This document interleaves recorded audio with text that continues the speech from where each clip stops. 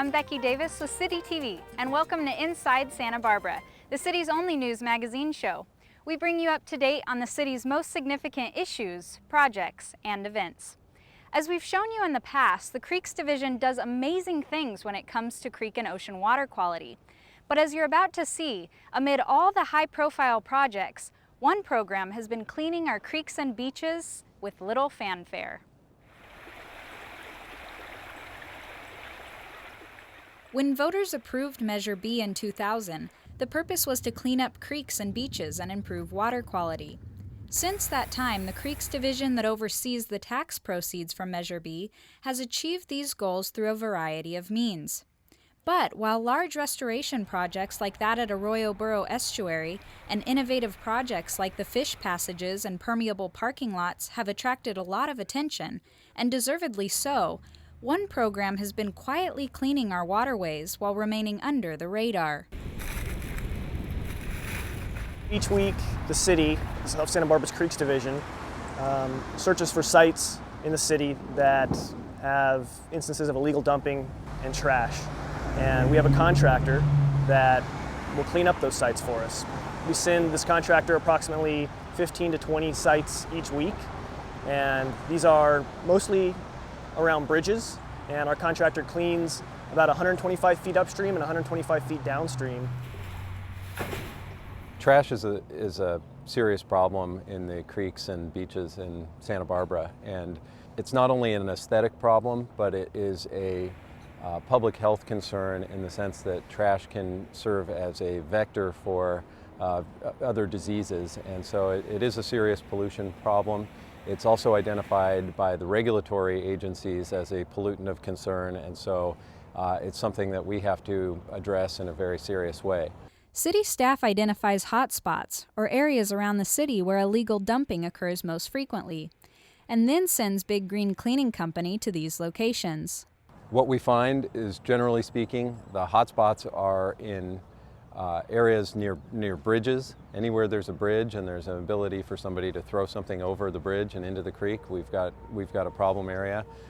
There's a correlation between proximity to a convenience store or fast food restaurant, and then we have locations where we have homeless encampments, and those locations end up being hotspots for us in terms of trash and human waste and other pollutants. Any material that does not belong on the beach or in the creek is collected, logged, weighed, and then properly disposed of. Of the approximately 50 tons of material removed from the creeks and beaches each year, some of the most common items range from cans, bottles, plastic bags, and cigarette butts, to furniture, household electronics, bicycles, and mattresses. However, not all of the items found are trash. If we find property, particularly with an encampment, we'll post that encampment, let people know that they need to move that property within 48 hours. If we come back and there's property there, if it has a value of $50 or more, that property is taken to the police department where someone can come and reclaim their property. If there is property left that's of a lesser value, but it looks like it's somebody's belonging, we will take that property back to the Parks Department. We'll hold on to that property for 90 days so someone can come back and claim it. What we won't take back is something that looks like it's trash or appears to have been abandoned, and that gets taken and discarded. The city's cleanup contractor charges $102 per creek or beach site cleaned. During fiscal year 2013 through the end of May, 844 creek and beach sites were cleaned. In addition, 33 encampments have been discovered and cleaned so far this fiscal year. Every year we spend approximately $500,000 on litter removal just from the Creeks Division budget, between the public outreach, the cleanup contracts, the street sweeping, and time organizing volunteer events. We do end up picking up millions of pounds of trash and taking that out of the system. So it's a tremendous value to the community, but we'd be much better off if we didn't have that litter problem in the first place, and we could save that money and use those financial resources for other projects and programs to help improve water quality. To report a trash hotspot, call the enforcement hotline at 897-2688. 5 years ago, the city began replacing a series of 100-year-old bridges along Lower Mission Creek. Up next, City TV's Nagin Amuzagar gives us an update on the progress of these much-needed projects. The bridges over Lower Mission Creek were originally built at a time when the car and the carriage were kings and pedestrians and bicyclists weren't even an afterthought. When the city began replacing these century-old bridges in 2009, it made sure that all modes of transportation were addressed. The bridges they're replacing are close to 100 years old, and they were designed to the standard of the time. Our new bridges will be designed to the current standard, which includes better pedestrian capacity, more bicycle capacity, and also to meet our discretionary review board's aesthetics, which I think can be reflected on the bridge that we're sitting on right now, has certainly the Santa Barbara flair for aesthetics. The most recent replacement project to be completed is the Chapala Street Bridge. Not only is this new bridge stronger structurally, safer for all users, and aesthetically pleasing, it also accommodates the neighborhood. In terms of pedestrian improvements, this bridge, it directs the pedestrians where they need to go. The old bridge didn't have sidewalks and it was confusing, and so this bridge enhances that walkability of the neighborhood. We've also added street lighting, which helps at night, and as well as a couple little landscape areas. The bridges are also being completed in coordination with the Lower Mission Creek Flood Control Project, which aims to improve flood conditions and capacity during heavy rain events. In 1995, we had the flood of record, which we were under a fair depth of water right here. And what a lot of people don't remember also is that in 98 and 2005, this area was also flooded. The existing channel has a capacity of about an 8-year event. So with the channel and the new bridges, we'll have a capacity somewhere between a 20 and 25-year event. So the probability of flooding will be significantly reduced by all these bridges. The primary improvement for habitat is opening up the creek. Like I said, the old Chapala Street right-of-way, the city wasn't using that space of the bridge, and so we removed that footprint of the bridge and opened up for views for the creek for people, as well as for the habitat for sunlight, for plants to grow and fish to thrive. The next bridges up for replacement are the Mason Street and Cabrillo Boulevard bridges. This project is another piece of the puzzle for the Lower Mission Creek project. It encompasses actually realigning Kimberly Street to widen the creek and then the replacement of the bridge. And then we'll also be doing another small piece of channel wall for the county of Santa Barbara as part of the project. Being on such a busy thoroughfare, the Cabrillo Boulevard Bridge has been reconfigured 3 times before, with the last work being done in 1984. Construction activities and road closures are being coordinated to minimize neighborhood disruption, but some impacts will occur. You know, construction's never easy, and a bridge construction is complicated, it's noisy, it can get dusty, and so I really want to appreciate and thank the local neighbors and businesses of the area, and even the people who need to get around. The streets were closed for a while. It was disruptive. I'm very pleased that all the team that came together was able to complete the bridge a month ahead of schedule, so that really helped, I think, in the neighborhood impacts, and I hope they feel that the end product is much better off than where we started. For more information on these bridge projects, visit santabarbaraca.gov/bridge projects. We'll be right back with more Inside Santa Barbara.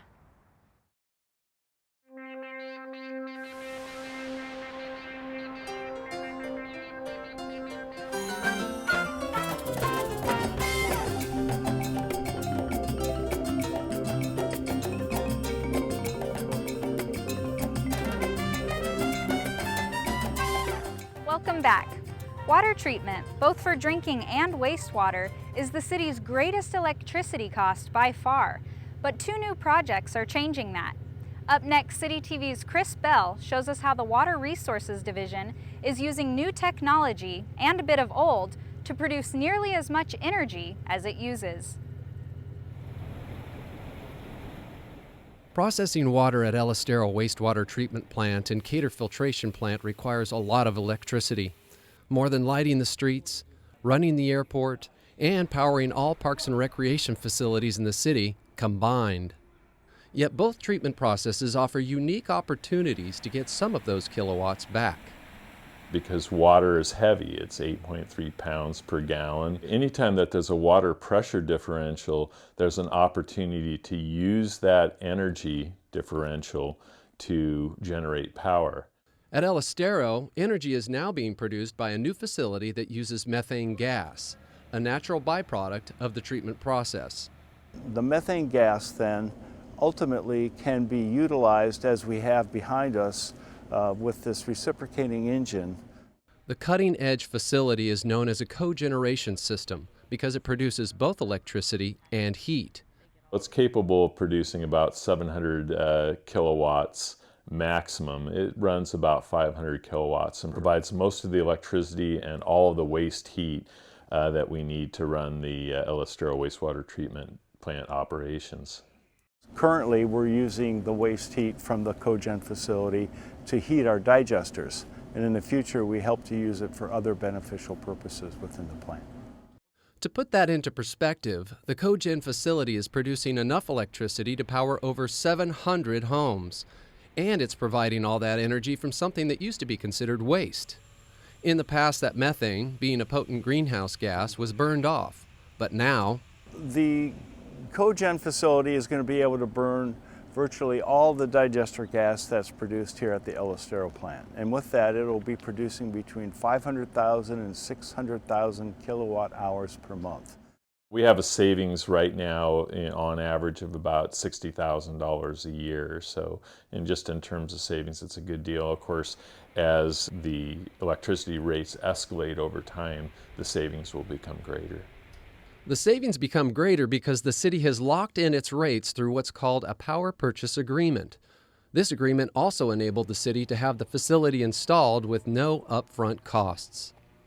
A power purchase agreement is when you have an agreement with a third party, they put up all the upfront capital for a generating system like the cogeneration system, and then we agree to purchase power at a certain cost over time. At the El Estero wastewater treatment plant, we're buying electricity for 8.49 cents per kilowatt hour, and that's at a flat rate over 10 years. At the end of the 10-year contract, the city will have two options. If the equipment is still in good shape, we could purchase the equipment at a negotiated price, or we could extend the contract and renegotiate a rate for continued service.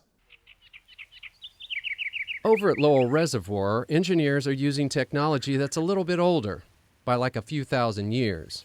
Taking advantage of high-pressure water coming from Gibraltar Reservoir, the city is about to become a hydropower producer.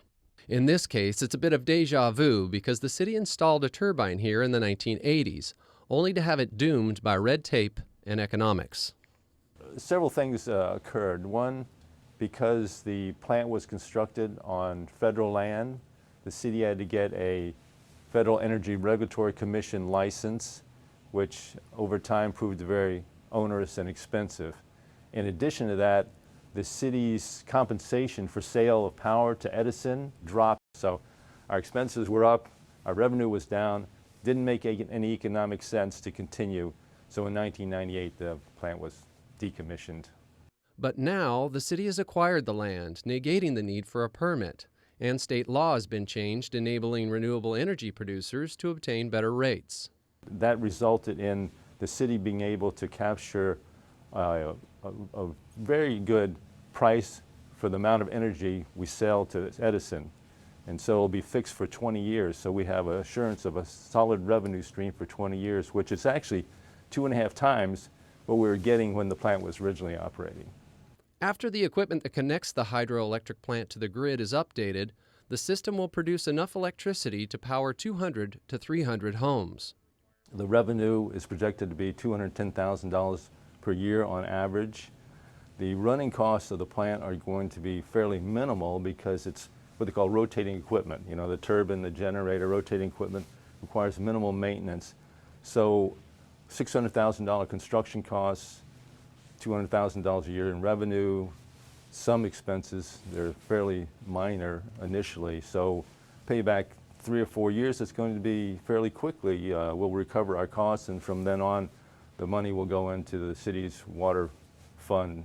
And even though Gibraltar Reservoir is very low and silting up, the city will still have enough water to supply the hydroelectric plant. What we'll be doing is taking what they call run-of-the-river water through the Gibraltar Reservoir. So we will still keep getting water from Gibraltar Reservoir.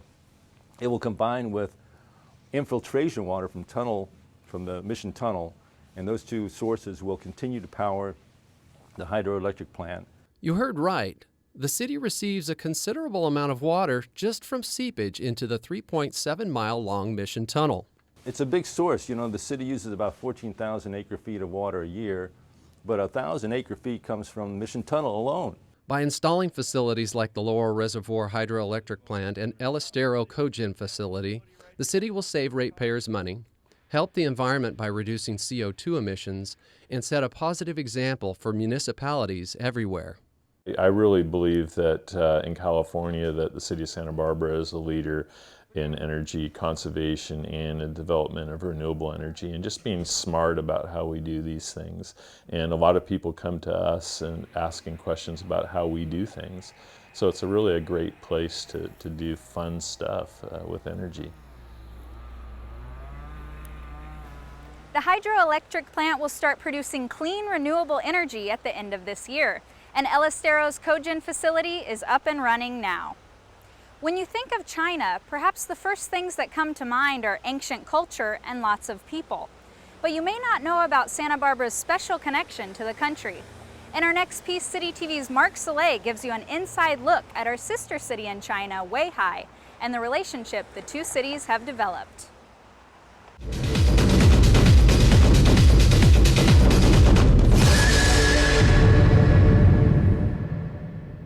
Nestled right in the middle between Beijing and Shanghai lies one of China's best-kept secrets, the city of Weihai. Weihai is now a thriving metropolis, but 20 years ago it was just a quiet little city on the coast of the Yellow Sea. That was when Peter Haslam was actively searching for a sister city to Santa Barbara in China. I wanted a sister city in China because the history of U.S. and Chinese relations up until that point had been pretty rough. Since 1949, the fall of the Republic of China and the establishment of Mao Zedong's Communist Party rule over China, we had had no relations, no visitors, nothing to do with China. I wanted that not to happen again. Haslam saw establishing a sister city in China as a perfect way to carry out President Dwight Eisenhower's diplomatic vision when he first established the Sister City Initiative in 1956. But while a good idea, Haslam found establishing a sister city is about more than signing ceremonial agreements. I visited the city of Weifang, which is the kite-flying city of the world. They weren't interested. I visited Yantai. Yantai was already a sister city of San Diego. So one evening I heard about the city a little further out from Yantai on the north coast of Shandong province. And I took a taxi the next day to the city of Weihai. But while the two cities may be on different growth paths, it's hard not to see the similarities between Weihai and Santa Barbara. Weihai and Santa Barbara are coastal cities. They both have islands off their coast and have mountain ranges nearby. Certainly Weihai's growth has changed dramatically than Santa Barbara's, but even the style of the area, the waterfront area, is a highlight for both cities. When I was there in 2004, Weihai prided itself about being a green city. So even, their level of building design and just care for the environment and seeing that as a tourist destination. Weihai is a tourist destination. There's also a significant university in the community, such as what we have here in Santa Barbara. So, the kind of community, collegial, academic connections were similar. I was struck by certain things about the city. First, it had an offshore island. That was novel. And the rooftops had red tile on them. I thought, you know, this reminds me kind of Santa Barbara. And it had foothills, and it had an ocean front, and a mariculture, and so many things reminded me of Santa Barbara. Priding itself on its eco-friendliness, Weihai is one of the least polluted cities in China, and the quality of its infrastructure has helped Weihai build a remarkable open environment fit for cultural exchange. Well, we've had a long-standing tradition of student exchange and teacher exchanges between the two cities, so that's been very exciting to see. We've actually also had some business economic ventures. We have a local company in Santa Barbara who they run, their headquarters is here, and they have a manufacturing firm in Weihai. First time I've seen a sister city of ours have that more of a commercial business connection, which is very exciting as well. Aside from education and business connections, there have also been personal exchanges. I was on the city council. It was my first year as a city council member, and I was already planning a trip to China just for vacation. And Mayor Marty Bloom at the time said, well, you should go to our sister city of Weihai. And I said, where's Weihai and what's a sister city? I had no idea what the sister city program was. And Mayor Bloom at that point gave me Peter Haslin's contact information because he was the chief person involved with the Sister City organization. And just by coincidence, the time that I was looking to go to China was the same time that he had already planned for this trip. So it just worked out great that I just made that part of my itinerary. Just the sincerity of wanting to establish great relations between Santa Barbara and the city was phenomenal. The long-term relationships some of our Weihai Sister City members here have had with people there has been, quite rewarding to see happen over time. And the cultural exchanges has been thriving and growing for many years now. The relationship between Santa Barbara and Weihai continues to thrive and grow. Leaders of both cities hope their citizens take advantage of the unique opportunity to experience a very different culture while still feeling at home. I just encourage anyone who's interested in Chinese culture to learn more about Weihai, to perhaps become part of the Sister City organization. There's actually quite a few members today who've never been to Weihai. That doesn't, you can still be a member. And just encourage people to connect in ways that perhaps they may not have thought of before. To stay updated on Santa Barbara's sister cities, be sure to visit the city's website at santabarbaraca.gov/sister cities. We'll be right back with more Inside Santa Barbara.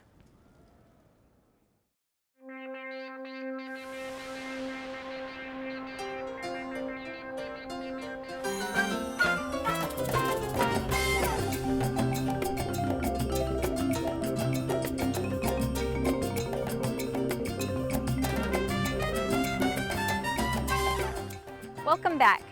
Each year, the city's water conservation program gives out the Water Hero Award.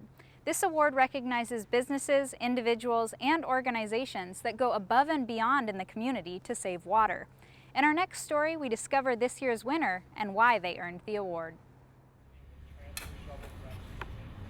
Heroes are role models, defined by their extraordinary achievements, and 2013's Water Hero is no exception.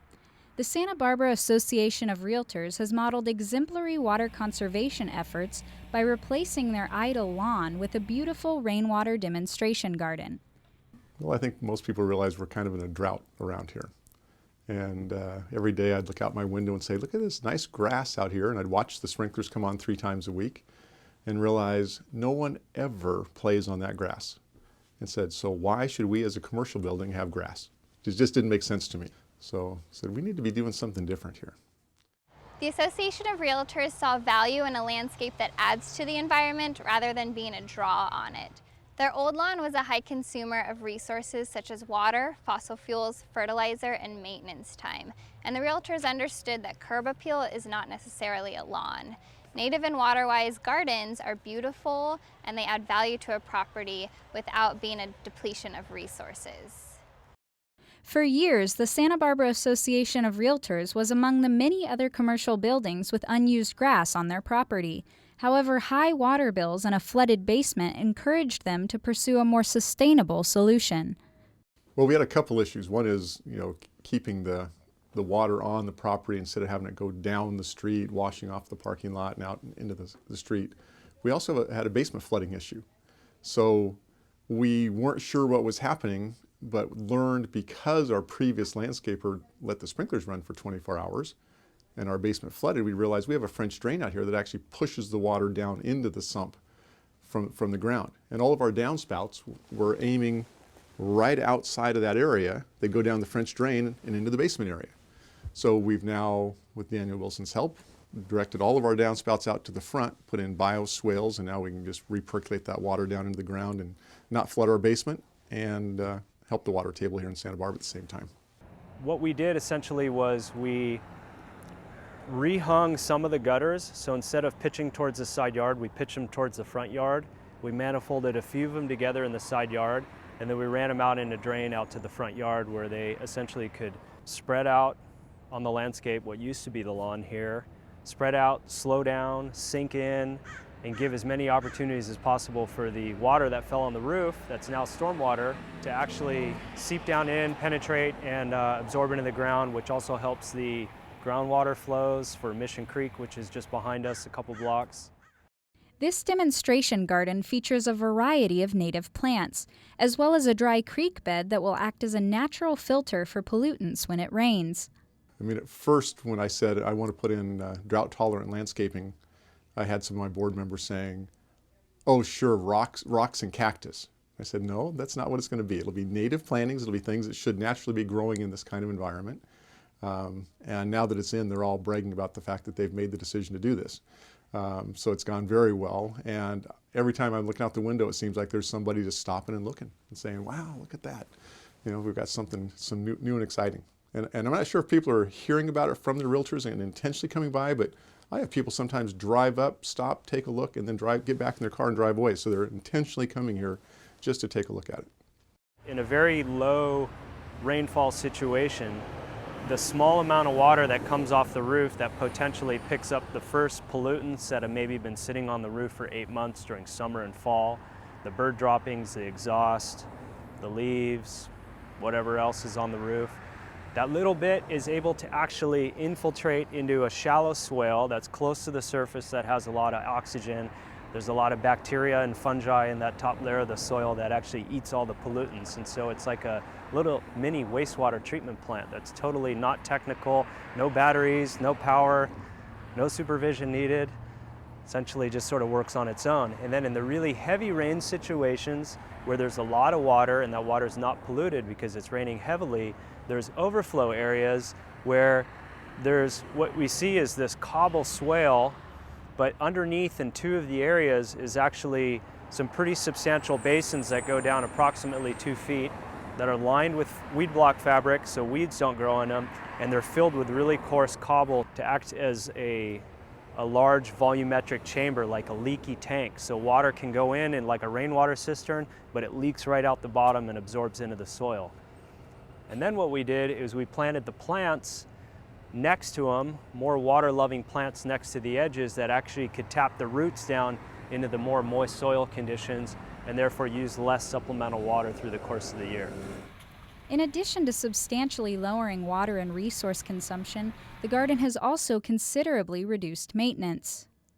So the maintenance of the old lawn that we removed was once a week mowing, quarterly fertilizing, typically with petrochemicals, and weekly hauling of green waste and disposal and taking away. And what we're looking at now is maybe quarterly coming in here and spending a couple hours just doing a little bit of nip and tuck pruning for shaping. So realistically, we're probably reducing the overall energy that goes into maintenance of this landscape by maybe 99%. By replacing their lawn with a water-wise landscape, the Santa Barbara Association of Realtors hopes to educate and inspire their clients to do the same, while also providing a great rainwater demonstration garden for the community. You know, there's some things that we need to do too to let them know that there's things, alternatives to grass when you do need kids playing on them. There's different plantings. We just recently put a backyard in with Diamondia as an example. And we were out playing football on it the other day with the grandkids, and it's holding up just fine. But it's going to take, you know, maybe 1/3 the water that grass would take. So we're hoping people, you know, catch on and they realize that. And there's certain areas that, hey, it makes sense. You got kids that want to play soccer, put them some grass for them.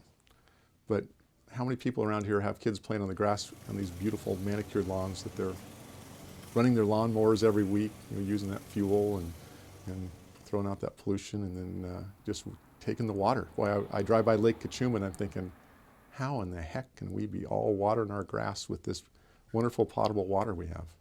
Not only is this potentially a demonstration garden and interpretive educational site for a cross-section of realtors throughout the south coast of Santa Barbara, but there's an international school next door. This is a busy downtown corridor. There's a lot of projects happening, past, present, and future. So with the amount of pedestrian foot traffic that comes through here, the cars that pass by all the time, and then certainly the realtors that are members here of the Association of Realtors, this is just such a phenomenal opportunity to really share a good message that we can save water and still have a beautiful landscape. Water conservation is a way of life here in Santa Barbara. Because we live in a semi-arid climate, the water we save we rely on for the dry years. Each one of us can make a difference when it comes to saving water, and for many of us, the biggest difference is right in your front yard. To take a walk through the rainwater demonstration garden and get ideas for your own yard, visit 1415 Chapala Street. Robert Browning once said, "Getting old along with me, the best is yet to be." To find out if that's true, City TV sent producer Jeff Goodvin to a unique party for a very special group of people. Happy birthday to you. Many of the people in this room were born when Calvin Coolidge was president. America was 6 years away from the Great Depression, and silent movies were shown in lavish movie houses. On this day, the Santa Barbara Parks and Recreation Department brought them together for its 24th 90-plus birthday party. And it's great to bring people of this exceptional experience together from different retirement communities and different families here at the Korea Recreation Center this year. We've been doing this for 18 years, and so I was only 72 when we started. That's a long way from 90. There'll be patties from heaven for you and me. Over 200 people attended the event, accompanied by friends, family members, and caregivers. And the nature of this population group is that you have a lot of caregivers. So sometimes it's family members just as guests, sometimes they're professional caregivers. So this is an age group that needs a little help getting around sometimes. So that's built into the way that we run this event. So we reserve quite a bit of space for the caregivers and family members. Larry Crandell helped to fund past 90-plus birthday gatherings for many years. Larry says that it's one of his favorite events, and in 2013, he turned 90 years old. So he is officially a member of the club. So he's going to get the honors of blowing out the birthday cake candles, and his son Stephen is going to be here helping him with a sing-along. And Larry just loves visiting with the groups and asking, you know, what's your secret of long life? And Stephen helps with that as well. So the two father and son team are going to help us once again with the event, but this time we're having a special recognition for Larry. Is there a woman in the room here who's over 90 but single? I think we're survivors. There are a lot of wonderful people who lived a full life, but it didn't continue until now. And so I think those of us who are still around have this sense of gratitude to have survived, to enjoy it. Put the hands together, push toward the ceiling. Push them up. Experts say that interaction is key to longevity, and that keeping oneself involved and connected to the community is crucial. Whether people take a fitness class or an arts and crafts class, it is important that seniors stay connected with their peers. The Parks and Recreation Department is there to offer programs that facilitate participation for active seniors. Just keeping engaged, keeping connected with your friends, and establishing, your sense of passion for where you live, and fostering those friendships and relationships that you have. And this event helps with that a little bit, and all our other activities do as well. We have quite a few people that are in their 80s and 90s that are very active, regular participants in our programs. I'd say it's one of the high points, because the older you get, the more nostalgia.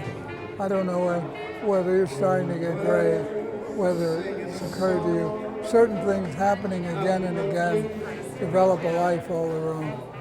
In its heyday, the 90-plussers held galas at the Fest Parker Doubletree Resort. But because of cutbacks, the annually held birthday parties were skipped for many years. Recently, several sponsors have stepped up to make this year's event possible. And there's something about, having a full meal together. You get together, and that's kind of a sense of family, and it brings people together, and we're very happy that we're able to do this year with the help of many sponsors. The two main sponsors were Hub International and the Hutton Parker Foundation, and we have many other sponsors beyond that. Jason likes the fact that sitting in the audience are several familiar faces, rec users who have participated in various parks and recreation programs over the years. Well, it's great to see these people. I've worked in this building for over 20 years now, and I'm seeing some of the faces that came in here that were, in their 60s, 70s, well, maybe 70s, that are now in their 90s that are here, and it's just great to see them and reconnect with some of these people. Recently, the Creo Recreation Center was refurbished. It has a very special birthday celebration in 2014. This building is officially a member as well. This building is 99 years young. We're celebrating the Rec Centennial next year. When asked about his most impressionable memory, Larry had this to say. Yes, I think it was surviving World War II. I got shot down, and I was 21 years old. But I landed in the ocean, and I survived, and life's been a long picnic ever since.